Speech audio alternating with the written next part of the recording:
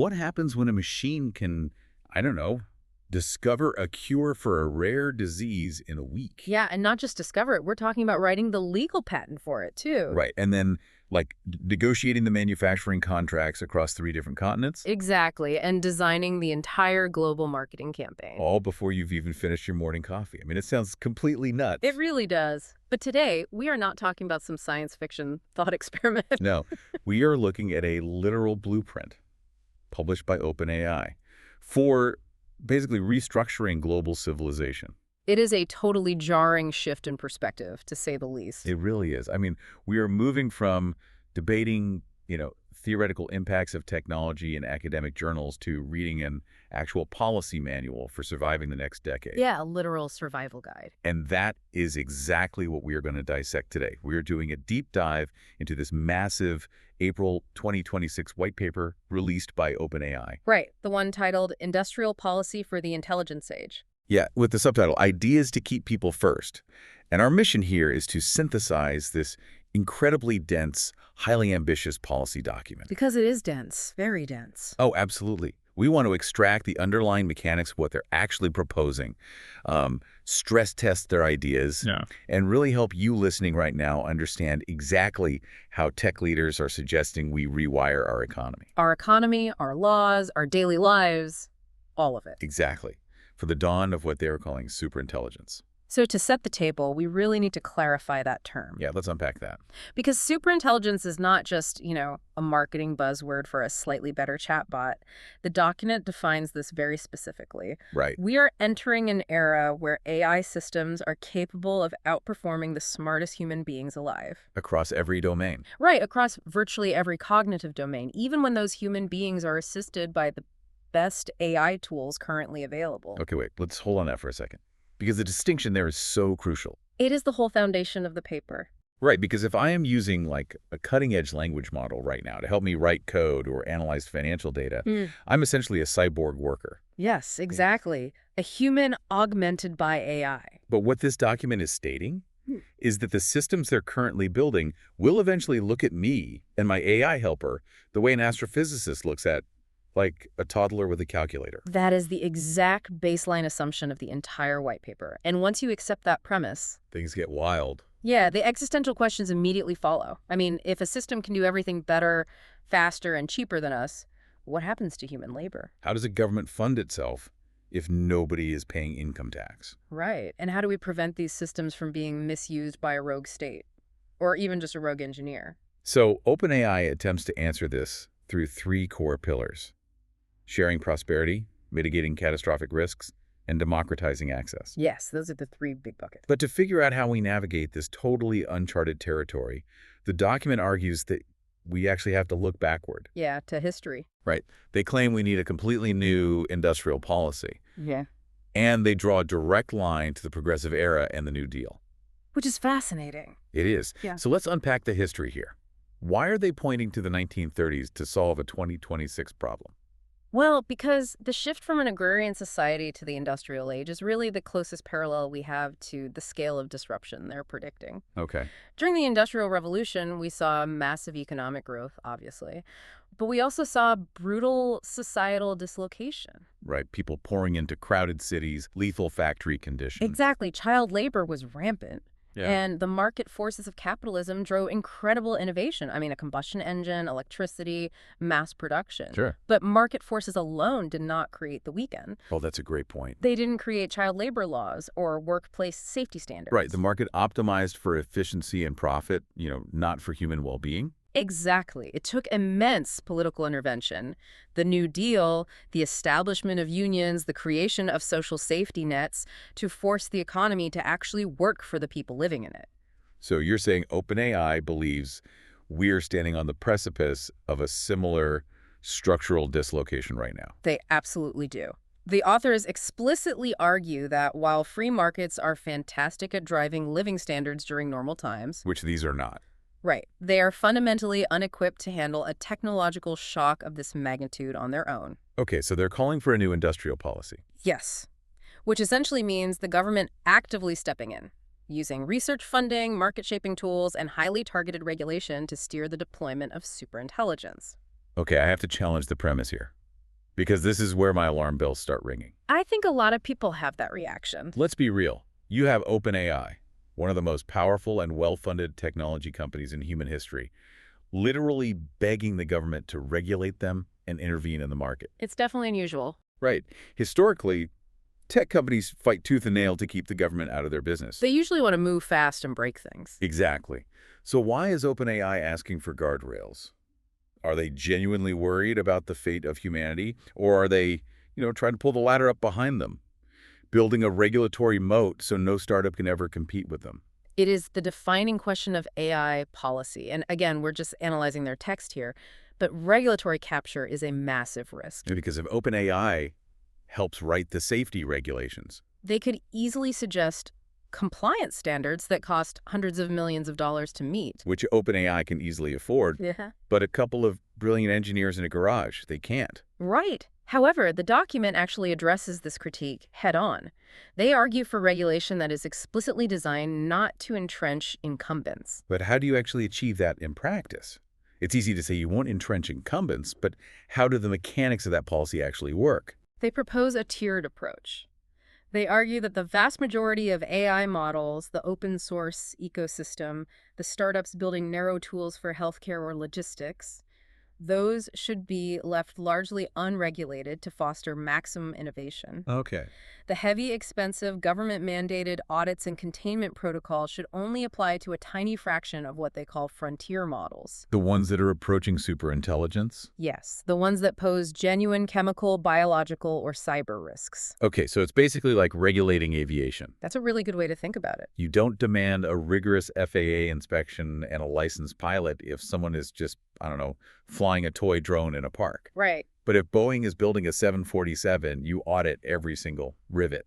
That is the exact philosophy they're pushing. And they want to apply this industrial policy to physical reality today, starting with energy. Energy. Because AI requires data centers, and data centers consume mind-boggling amounts of electricity.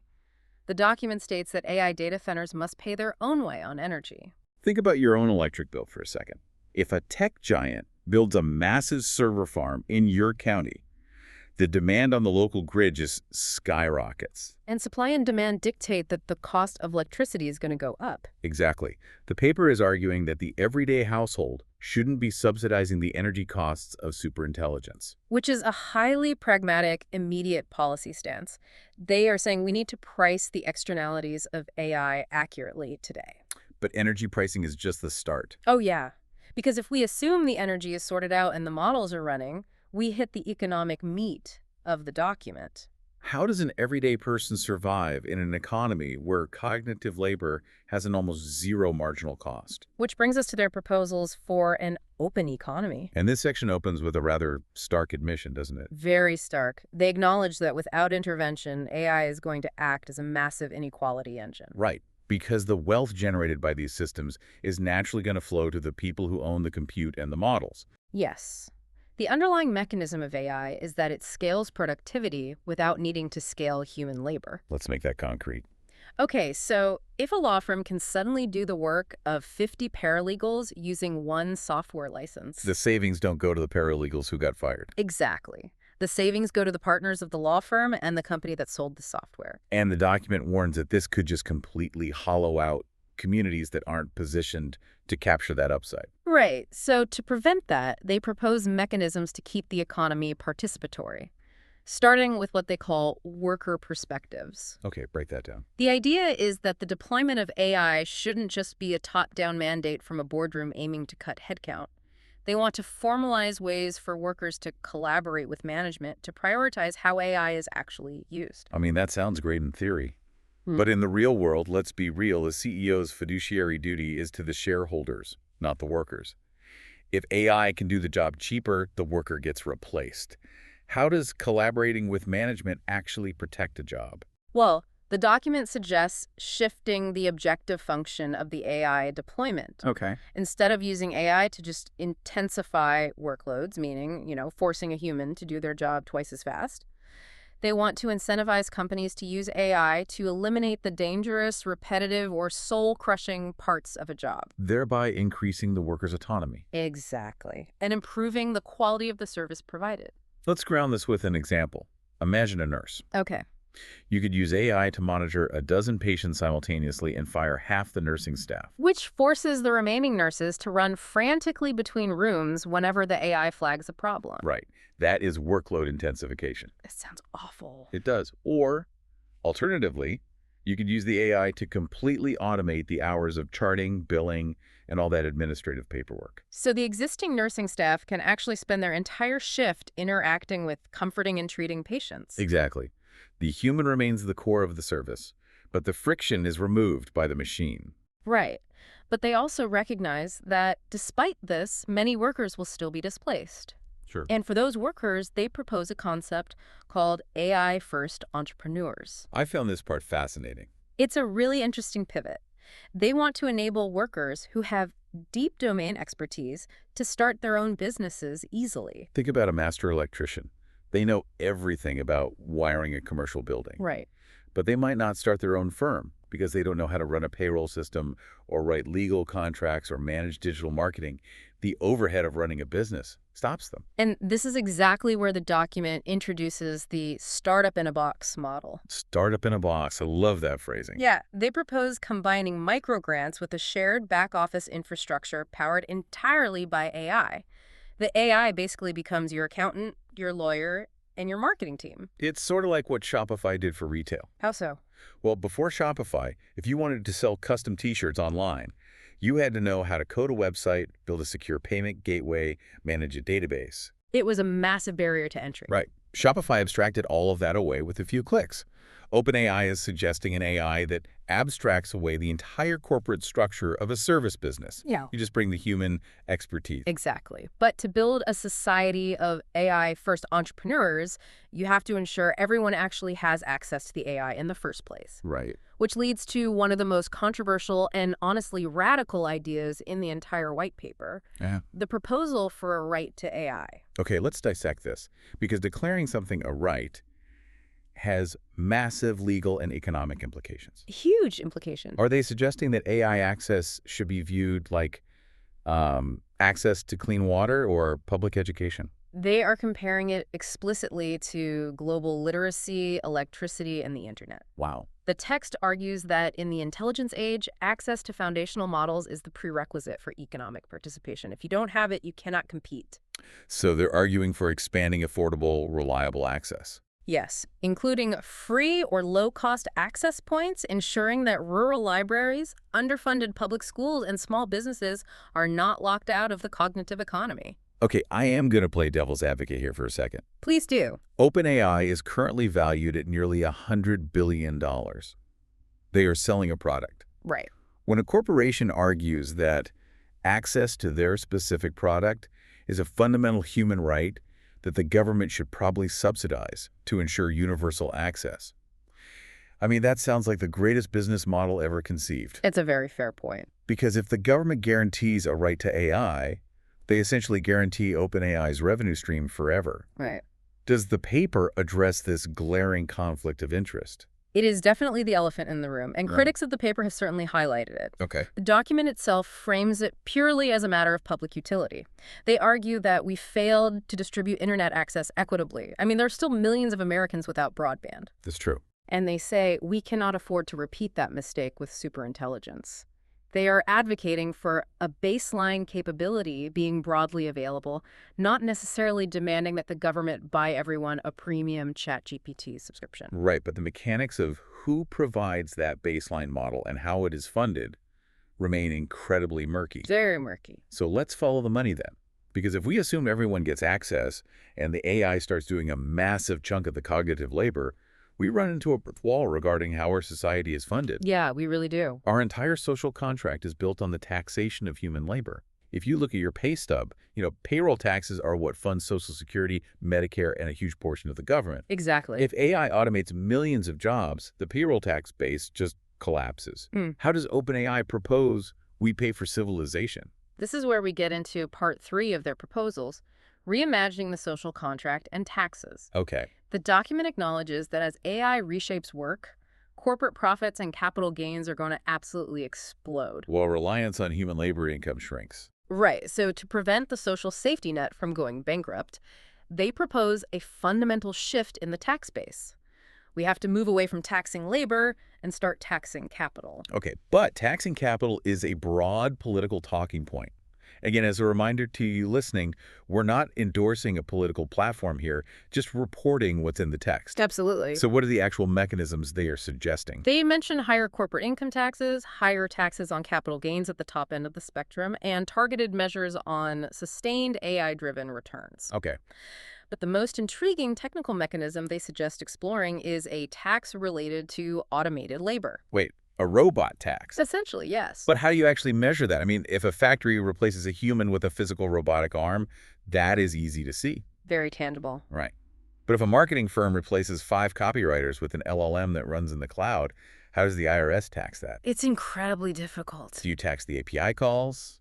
Do you tax the compute cycles? Do you tax the energy used by the data center? It is a totally complex accounting problem, and the document admits that the technical implementation of an automated labor tax requires intense research. I bet. Because if you tax compute cycles, for instance, you might just disincentivize efficiency. Right. The broader point they are making is that value creation is decoupling from human time, and our tax code must reflect that new reality. So human time is no longer the main driver of value. Exactly.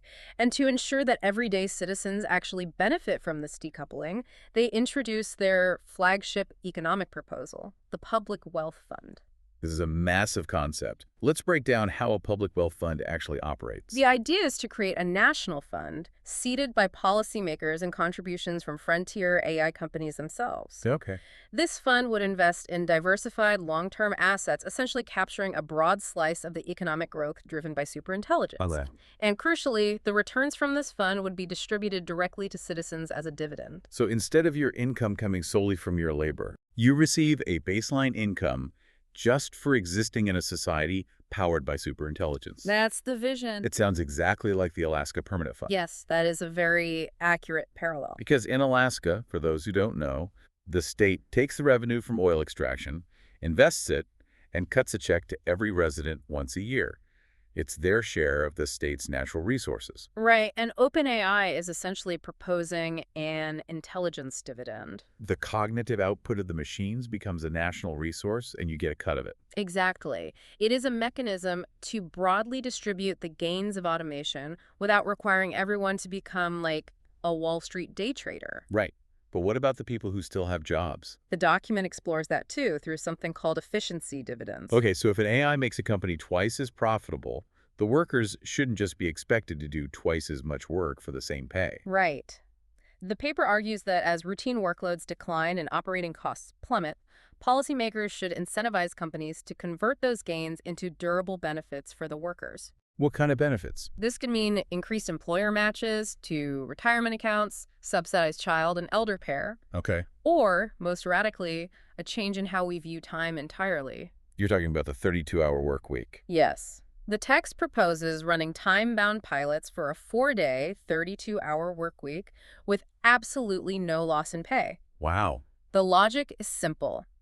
If superintelligence allows you to produce 40 hours of output in 32 hours, the worker should get to keep the remaining 8 hours. Time becomes the dividend. I mean, a 32-hour work week sounds utopian. It does. But let's look at the transition period. A 4-day work week is great if you still have a job. Right.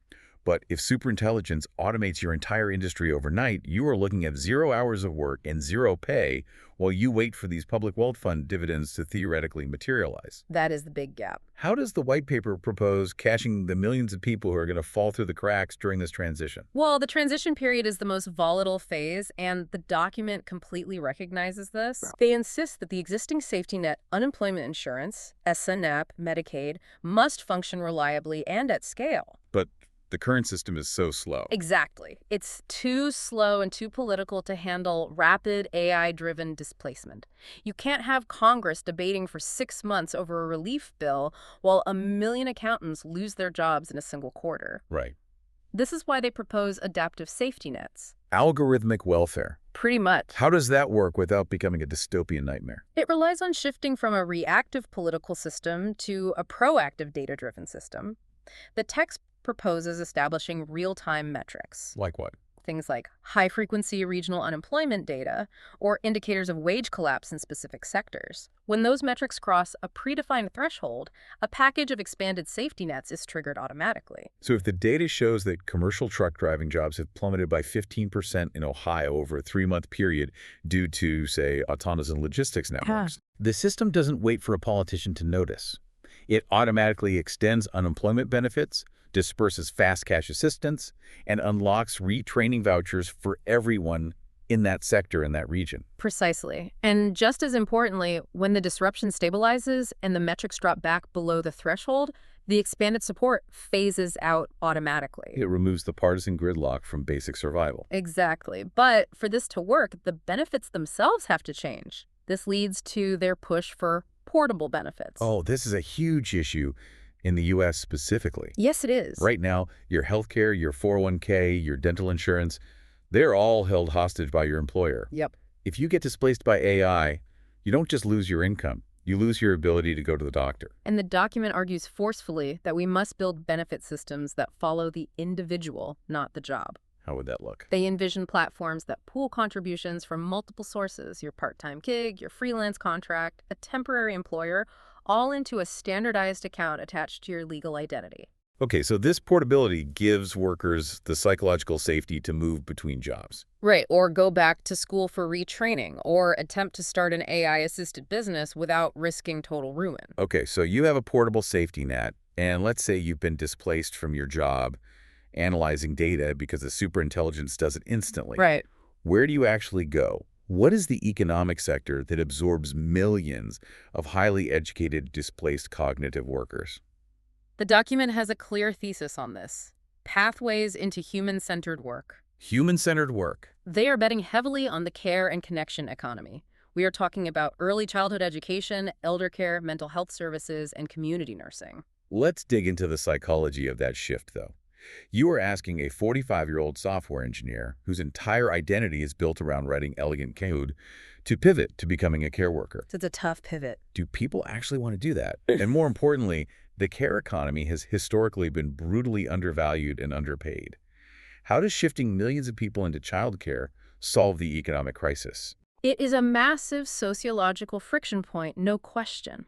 The document argues that AI will fundamentally flip what society values. Interesting. For the last century, we have highly compensated cognitive labor, doing math, writing code, analyzing laws. Right. But when cognitive labor is abundant and free, it loses its premium. What becomes scarce and valuable is genuine human empathy, physical presence, and emotional intelligence. I see.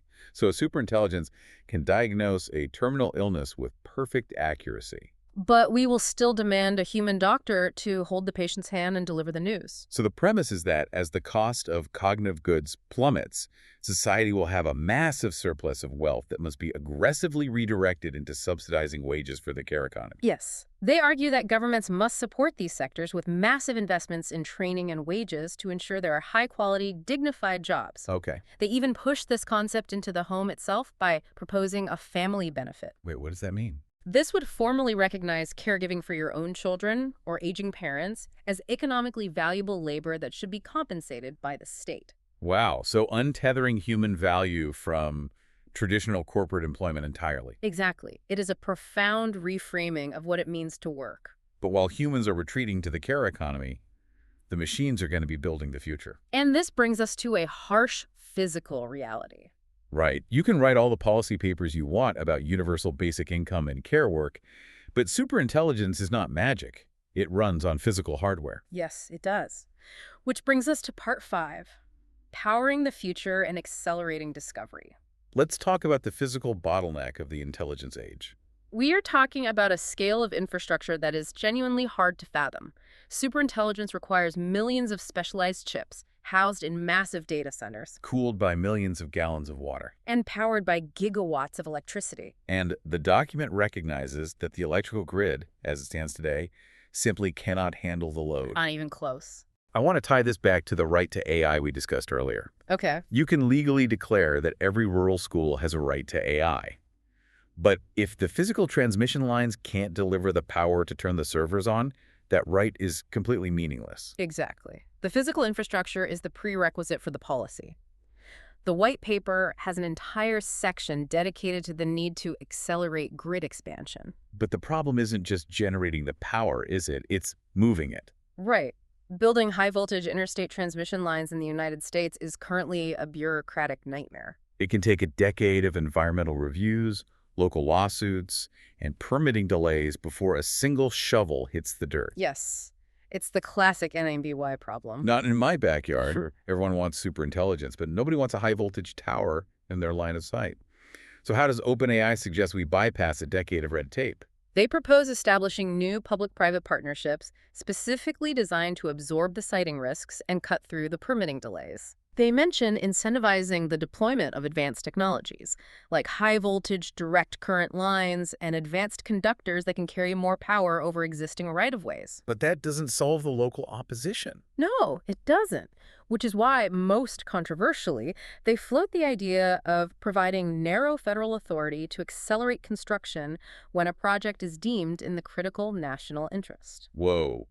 In other words, if local municipalities try to block the power lines needed for the AI data centers, the federal government steps in and overrides them. Essentially, yes. That is a massive centralization of power. It is, and it highlights how critical they view this infrastructure race.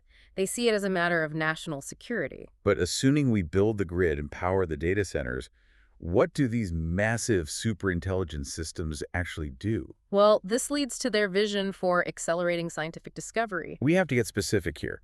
Because when they say AI-enabled laboratories, what is the actual mechanism? Are we talking about a robot in a lab coat pouring chemicals into a beaker? Not exactly a lab coat, but we are talking about fully automated experimental workflows. Okay. Imagine a facility filled with liquid handlers, spectrometers, and bioreactors, all directly integrated with a superintelligent AI agent. Okay, I'm picturing it. The AI ingests all known scientific literature on, say, a specific form of cancer. Right. It generates a novel hypothesis for a protein structure that could inhibit the cancer.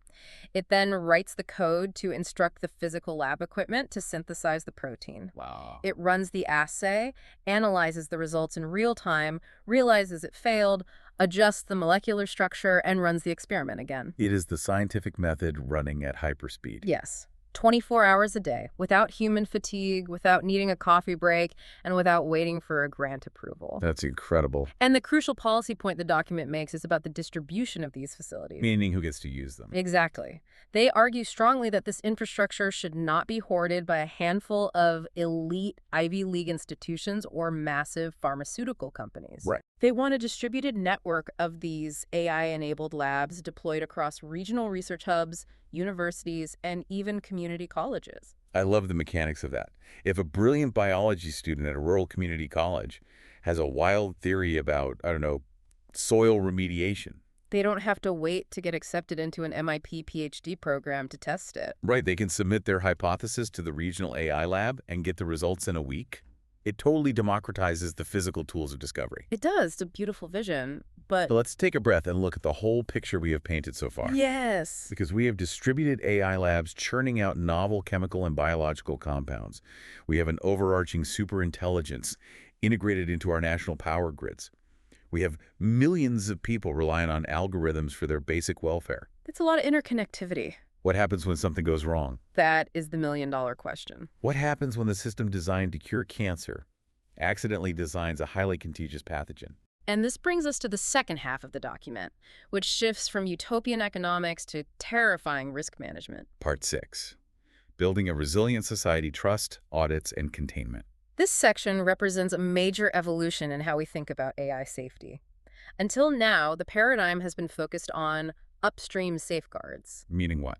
Red teaming. A company builds a model, and before they let the public use it, an internal team of hackers tries to break it. Oh, right. Like trying to trick the model into generating bomb-making instructions or writing malicious malware? Exactly, and once they patch those vulnerabilities, they release it. So upstream safeguards are like crash testing a car in a controlled laboratory. That is a perfect analogy. It is necessary, but it doesn't tell you what happens when 1 million people drive that car on an icy highway. Right. So the document argues that as systems approach superintelligence, upstream testing is no longer sufficient. We must transition to downstream resilience. Meaning building safety infrastructure that monitors and mitigates risks after the models are deployed in the real world. Yes, interacting with complex, unpredictable human institutions. Let's look at the mechanics of downstream resilience. The paper talks about the AI trust stack. What is that? Well, as AI systems begin taking agentic actions, meaning they're authorized to send emails, sign contracts, or move money on our behalf, we have a massive verification problem. How so? How do you know that the email instructing your bank to transfer funds was actually generated by your authorized AI assistant and not by a hacker's AI trying to spoof your identity? Oh, right. We already have a deepfake problem with audio and video. Hmm. The trust stack has to solve well, the epistemological crisis of knowing what is real. Exactly. The document proposes developing rigorous provenance and verification standards, specifically focusing on cryptographic signatures for AI actions. Explain the mechanism of a cryptographic signature in this context. Think of it like a digital, unbreakable wax seal. When an authorized AI generates a piece of content or executes a command, the underlying model runs a mathematical algorithm that generates a unique string of characters, a hash, that is permanently attached to that output. So this hash proves definitively which specific model generated the action and at what time. Yes. If a bad actor intercepts the command and alters even a single line of code, the cryptographic signature breaks. And the receiving system, like your bank, knows the command is fraudulent and rejects it. Exactly. So every action a superintelligence takes leaves an undeniable digital fingerprint. But wait, that brings up a massive privacy paradox. The document also calls for logging, right? It does. They state that we need to capture key information about system behavior to investigate if something goes wrong. We want a log of everything the AI does to keep society safe, but we absolutely do not want a massive corporate or government surveillance state tracking every stupid question we ask our AI. No, nobody wants that. How do they thread that needle? It is one of the hardest technical challenges in the paper. They propose privacy-preserving logging. Okay, how does that work? The idea is that the log exists, but it is cryptographically locked. Neither OpenAI nor the government can just read through your daily interactions. Okay. The data is minimized, anonymized, and can only be decrypted and audited under strictly defined legal and safety conditions, like a court order following a catastrophic failure. So it functions exactly like the black box on a commercial airliner. Yes, great analogy. The cockpit voice recorder is always running, capturing everything the pilots say. But the airline management isn't allowed to just listen to those tapes to check if the pilots are gossiping. Exactly. The box is only opened and analyzed by investigators if the plane crashes to figure out what went wrong. That makes sense. But who is actually doing the auditing? The document outlines a vision for auditing regimes, right? Yes, led by institutions like the proposed Center for AI Standards and Innovation, or KISI. We touched on this earlier, but we need to dive deeper into the regulatory capture aspect. Right. Because if you mandate that every AI model must be rigorously audited by a federal agency before it can be used, you will destroy the open source community. Absolutely. A college student building an AI tool to help sort their study notes cannot afford a $1 million compliance audit. Which is why the text is very specific about this. They argue that strict pre- and post-deployment audits must apply only to a highly specific subset of frontier models. Yes. How do they define which models get audited? By capability, not just size. They specify models that cross thresholds where they could materially advance chemical, biological, radiological, nuclear, or severe cyber risks. So we were talking about models that have the theoretical capacity to aid in the design of a bioweapon. Right. Or autonomously breach critical infrastructure. Yes. Those models face the full weight of the auditing regime. The rest of the ecosystem is largely left alone. Okay, so you audit the hyper-dangerous models. But what happens if an audit fails? Yeah. What happens if a dangerous model gets out into the wild? There is a section in this document regarding model containment playbooks that is genuinely chilling. Walk me through the nightmare scenario. The fundamental nightmare scenario of AI safety is the loss of containment. The document acknowledges that as models become highly capable and autonomous, we may face a situation where a dangerous system cannot be easily recalled. Let's explain the mechanics of how a system actually escapes. They mention model weights being leaked. What does that mean for the listener? So the weights are essentially the brain of the AI. When a company like OpenAI spends billions of dollars in months of supercomputer time training a model, the end result is a massive file of mathematical parameters, the weights. Okay. These weights dictate how the AI reasons. OpenAI keeps these files locked down on highly secure servers. You only interact with the model through an interface. Right, like a website. But if a rogue employee copies that file onto a hard drive or a state-sponsored hacker steals it, the model weights are leaked. And once the weights are leaked, anyone with enough server space can run that superintelligence without any of OpenAI's safety filters. They can ask it to do whatever they want. Exactly. Or, even more concerning, the text discusses scenarios involving autonomous systems capable of self-replication. Wait, really? Yes. Imagine an agentic AI that realizes it is about to be shut down, so it copies its own code and distributes itself across thousands of unsecured servers globally. It is literally the plot of every sci-fi movie. Yeah. But they are treating it as a literal policy contingency. They have to. So what is the model containment playbook for a self-replicating superintelligence? The document draws a direct parallel to public health and epidemiology. They argue we need software outbreak protocols. Software outbreak protocols. If a highly dangerous model is replicating, the challenge shifts from prevention to containment. We need coordinated global playbook that can instantly isolate infected servers, throttle internet traffic across specific autonomous systems, and shut down physical data centers to limit the spread of the capability. We were talking about the CDC for software. If there's a digital outbreak, a global authority has the power to pull the plug on the physical infrastructure of the internet in targeted regions to stop the virus from spreading. That is terrifying. It is terrifying, but I suppose the fact that they are explicitly planning for the worst-case scenario is responsible. Which brings us to the final overarching question of this entire deep dive. Who oversees the CDC for software? Who watches the watchmen? That leads us to part 7, governance. Let's get into it. Governance is about aligning power with the public interest.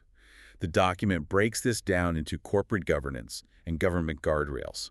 Let's look at the companies building the superintelligence first. The text argues that frontier AI companies must adopt mission-aligned structures. Meaning they shouldn't just be traditional C corporations whose only legal mandate is to maximize quarterly profits for Wall Street. Exactly. They suggest structures like public benefit corporations, which legally embed public interest accountability into the boardroom. This includes commitments to ensure the financial benefits of AI are shared broadly through philanthropic giving. But the governance section gets much more granular when it discusses insider capture. Insider capture.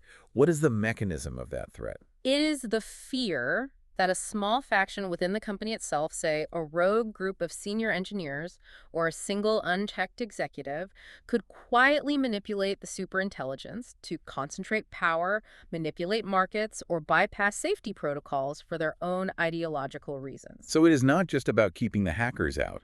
It is about keeping the creators in check. Exactly. How do you prevent the people who built the system from abusing it? By enforcing extreme internal compartmentalization. It involves rigorous multi-party authorization to access the model weights, aggressive internal auditing to ensure the model hasn't been secretly trained to exhibit hidden loyalties, and independent oversight boards that can overrule the CEO on deployment decisions. Okay, so the corporation is locked down. But what about the government? That's the other side of the coin. If the government is using superintelligence to decide who gets audited for taxes, or who gets approved for a mortgage, or how military logistics are routed, the potential for systemic abuse or bias is astronomical. It is huge. An AI hallucination in a customer service chatbot is frustrating. An AI hallucination in the Department of Defense could start a war. The white paper explicitly states that governments must adopt incredibly high standards for reliability and safety before using these systems, but they also point out a unique opportunity here. What's that? Because AI models execute tasks through code and digital commands, they leave a perfect, auditable trail of reasoning. The document suggests this could actually increase government transparency if we modernize our frameworks. They specifically mention modernizing FOIA, the Freedom of Information Act. Yes.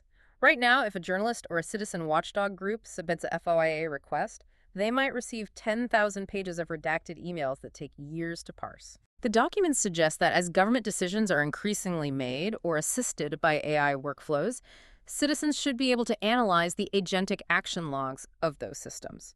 Wow. So you could use your own AI to instantly audit the government's AI, detecting patterns of bias or abuse at scale. That's the vision. But all of this, the audits, the logging, the containment, it all rests on one fundamental assumption, that we agree on what good behavior is. Yes. Who actually decides what the superintelligence is supposed to value? Who aligns the model? The alignment problem is the core philosophical debate of the century, and the document makes a vital concession.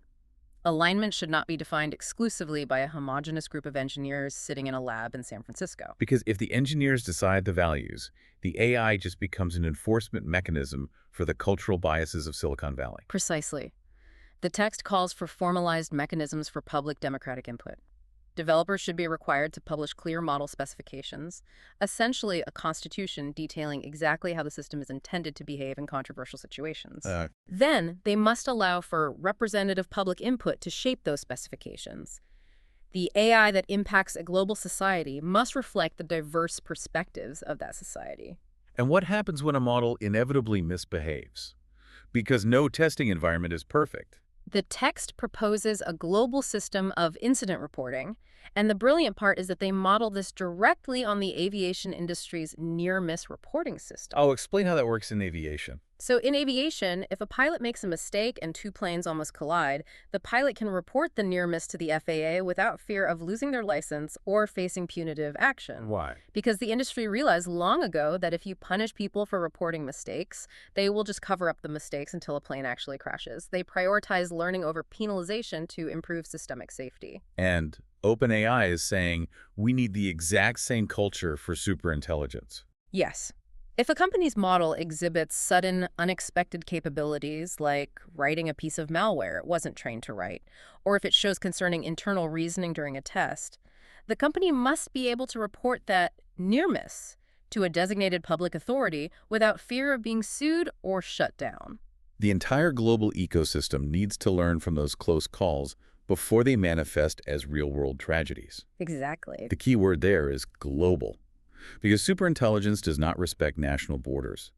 If a lab in one country suffers a containment breach, the whole world deals with the replicating software. Which is why the document culminates in a call for a global network of AI institutes.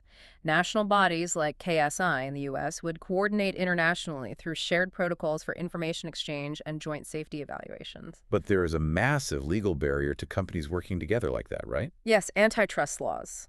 If the top engineers from OpenAI, Google, and Anthropic all get in a room to discuss how to fix a critical safety flaw in their models, regulators could view that as corporate collusion or anti-competitive behavior. Oh, wow. So the document pleads with policymakers to establish clear, legal safe harbors, allowing companies to share safety research and coordinate during crises without violating antitrust constraints. When you take a step back and look at the sheer, sweeping scale of this white paper, it is breathtaking. It really is. We've moved from discussing the intricacies of cryptographic hashes to the macroeconomics of the tax code, all the way to global treaties for containing autonomous software outbreaks. They are literally attempting to draft the architecture for the next era of human civilization. It is an incredibly ambitious, flawed, and vital starting point, and the document acknowledges that these are just initial ideas. They are intentionally exploratory. OpenAI is offering this as a blueprint to force a conversation that we desperately need to have among governments, labor unions, corporations, and everyday citizens. And they aren't just publishing this and walking away. They outline concrete next steps to fund this conversation. They do.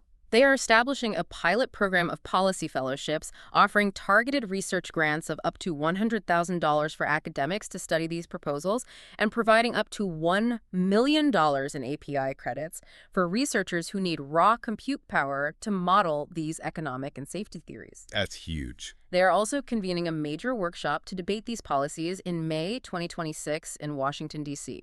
They are putting real money and computing power behind finding the answers.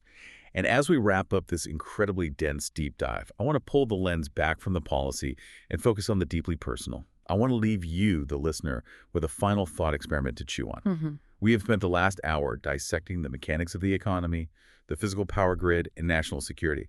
But think about the psychological implications of what we have just discussed. Imagine for a moment that OpenAI's proposals actually work. Imagine we successfully navigate the transition. It's a big if. But imagine it.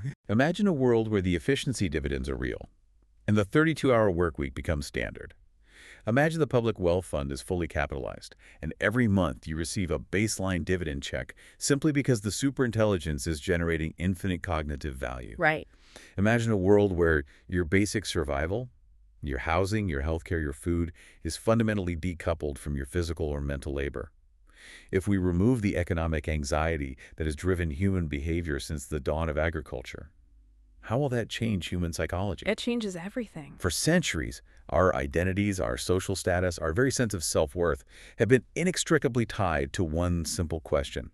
What do you do for a living? If a superintelligence provides the living, the question changes. The question becomes, what will you choose to do with your life? Are you prepared to answer that? I'm not sure anyone is. Because if this white paper is even partially accurate, it is a question you are going to have to answer much sooner than you ever thought possible. Thank you so much for joining us on this deep dive into the architecture of the future. Keep questioning the mechanics of the world around you, and we will catch you next time.